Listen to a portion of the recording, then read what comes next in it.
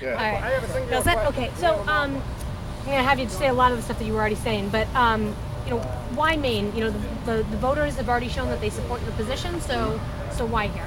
Well, it's clear that while there was a great victory when the people stood up and said the legislature had made the wrong decision in refusing them the right to vote and stood up to protect marriage, it's not over.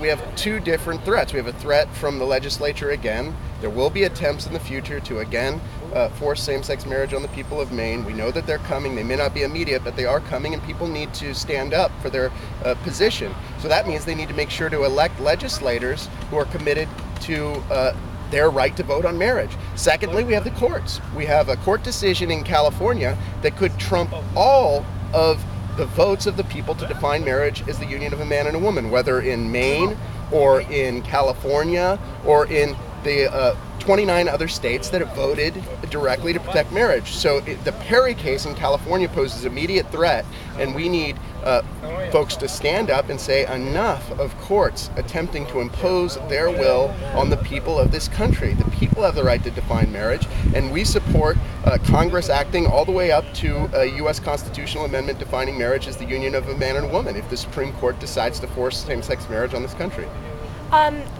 What do you hope a rally like this does, though? I mean, what is the purpose of being here? Well, the purpose is to activate and energize our supporters, and the purpose is also to stand up and say we will not be silenced.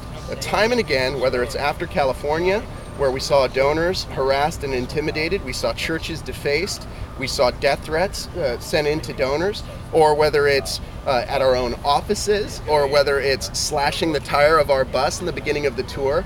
People think in this issue, some supporters of same-sex marriage, not all, think they have the right to silence us. They don't want a civil debate. They want to shout us down. They want to use terms like bigot or discrimination to try and put us outside of the public discourse.